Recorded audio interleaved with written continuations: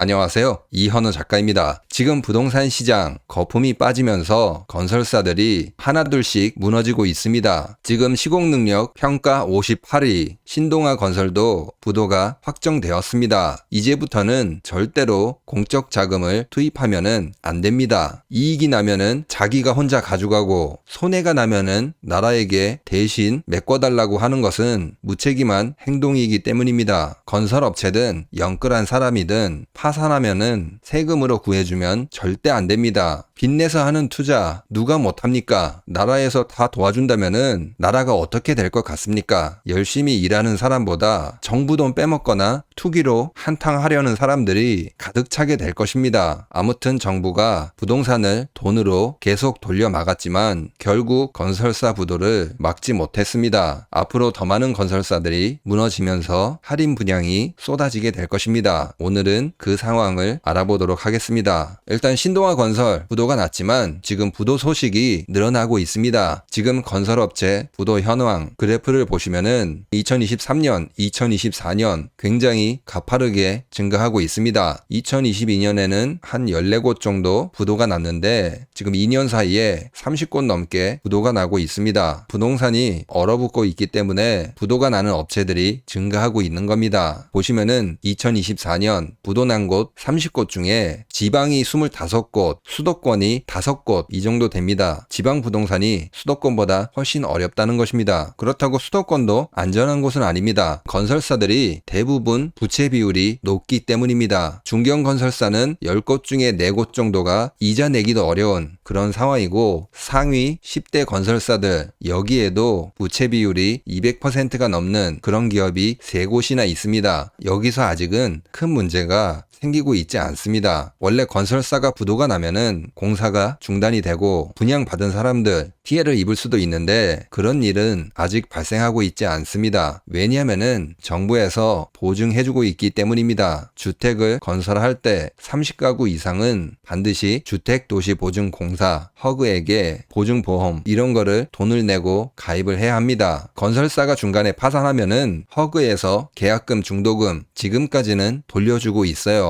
그래서 지금 허그의 영업이익이 마이너스가 엄청나게 늘어나고 있습니다. 2023년 3조 8천억, 2024년도 3조 8천억 이 정도로 추정되고 있습니다. 지금 2025년도 부도가 늘어날 텐데 계약을 포기하는 사람들이 늘어나고 있기 때문입니다. 건설사들이 돈을 벌려면은 계약을 하고 중도금도 받고 이런 식으로 돈을 받아야 하는데 사람들이 계약을 포기하기 시작했어요. 그러니까 여태까지 언론에서 외치던 얼어 죽어도 신축이다, 공급 물량 없다, 다음에는 분양 받을 수 없다 이런 말이 다 거짓말이었다는 것입니다. 지금 부채 비율이 너무 높고 여기저기서 부도가 나고 있기 때문에 살아남기 위해서 물량을 떠넘기려고 하는 그런 시도였다는 겁니다. 앞으로 계약을 포기하게 되면은 건설사 입장에서는 지금 돈이 부족하기 때문에 어쩔 수 없이 할인 분양을 할 수밖에 없습니다. 앞으로 할인 분양이 늘어나게 될 것입니다. 그럼 이제 그 건설사들의 상황 더 자세히 살펴보면은 지금 보시는 그래프 민간 아파트의 초기 분양률입니다. 왼쪽에는 수도권, 가운데는 지방광역시, 그리고 오른쪽에는 다른 기타 지방입니다. 어떤가요? 모두 다 감소하고 있습니다. 지방광역시의 초기 분양률이 제일 낮습니다. 수도권 같은 경우에는 한 70% 정도 분양이 되고 있습니다. 분양했을 때 70%가 넘겨야지 건설사들이 그때부터 이익을 보는데 지금 수도권만 간신히 70%고 광역시, 지방 이런 데는 분양률이 50%도 안 됩니다. 건설사 입장에서는 위험한 상황인 거죠. 다음 주제를 말하기 전에 지금 혹시 인터넷을 알아보고 계신가요? 인터넷 민족에 전화 한 통 하시면은 쓰고 계신 인터넷 약정 교체하시고 최대 48만 원을 돌려드린다고 합니다. 추가로 정수기가 필요하시다면 최대 30만 원,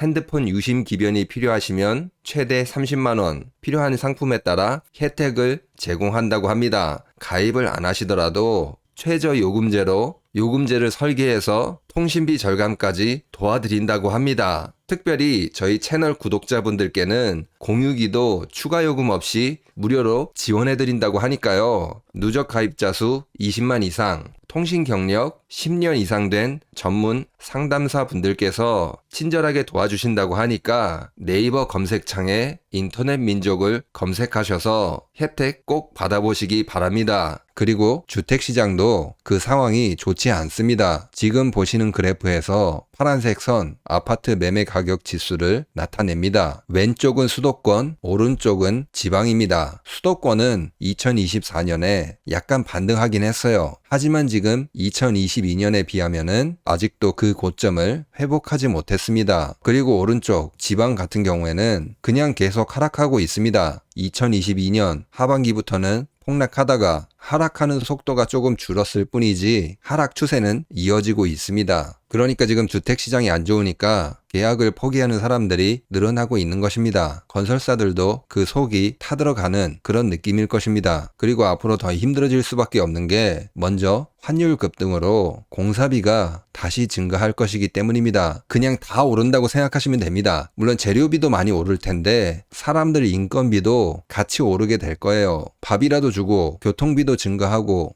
자재값도 증가하고 1에서부터 10까지 모두 증가하게 됩니다. 지금 원가가 이렇게 증가하게 되면은 아무래도 또 분양가 올릴 텐데 사람들이 쳐다를 볼까요? 소비자들의 어떤 거부감 이런 것이 증가하게 될 것입니다. 환율 때문에 원가가 증가하는 것도 굉장히 부담스러운데 지금 여기에서 그 이자 비용, 금리도 문제가 됩니다. 금리 내려간다 이렇게 오래전부터 언론에서 희망 일기 썼는데 지금 FOMC 의사록 여기서 2027년이나 돼야지 인플레이션 목표를 달성할 것으로 발표했습니다. 그리고 지금 금리 인하에 대해서 신중해야 한다 이렇게 발표했습니다. 그러니까 2027년까지 금리 내려가기가 어려울 것이라고 발표한 것입니다. 그리고 FOMC에서 인플레이션이 이민과 무역 정책 때문에 다시 일어날 수 있다 이렇게 언급했습니다. 근데 저는 이게 트럼프 핑계 되는 것 같아요. 왜냐면은 사실 지난번에 금리 내리면은 안 됐습니다. 하지만 미국 대선을 앞두고 금리를 무리하게 내렸다고 생각합니다. 지금 와서 그 부작용이 나타나고 있는 것입니다. 그러니까 FOMC 이 회의에서 앞으로 물가가 오를 수 있을 텐데 이거는 트럼프 탓이다 이렇게 미리 언론 플레이하고 있는 것입니다. 원래는 자기들이 금리를 빨리 내려서 물가가 다시 튀어오를 것인데 마침 트럼프가 왔기 때문에 그 탓을 트럼프한테 돌리고 있는 것입니다. 아무튼 지금 금리가 안 내려가거나 혹은 인플레이션이 다시 올라가서 금리가 오르게 되면은 이렇게 되면은 건설사 그리고 영끌들 최악의 상황으로 가게 될 것입니다. 아무튼 지금 이렇게 건설사들이 부도가 늘어나고 있고 그 부채가 굉장히 많습니다. 이런 상황에서 정부가 막아주고 있긴 하지만 그것도 한계에 다다르렀습니다. 이미 시장 참여자들은 눈치를 채고 다 도망가고 있어요. 분양률도 감소하고 주택시장도 하락하고 지금 환율이 오른 만큼 공사비도 증가하고 이자 비용도 미국 금리 인하를 학수고대하고 있지만 2027년이 지나야 될 것 같습니다. 그만큼 어려운 시간이 계속 진행이 된다는 거죠. 건설사들이 어려워지게 되면은 경매, 할인 분양 앞으로 쏟아지게 될 것입니다. 부동산 정상화가 더 빠르게 진행이 될 것으로 보입니다. 네, 그러면 오늘 영상은 여기서 마치도록 하겠습니다. 구독과 좋아요 꼭 부탁드립니다. 감사합니다.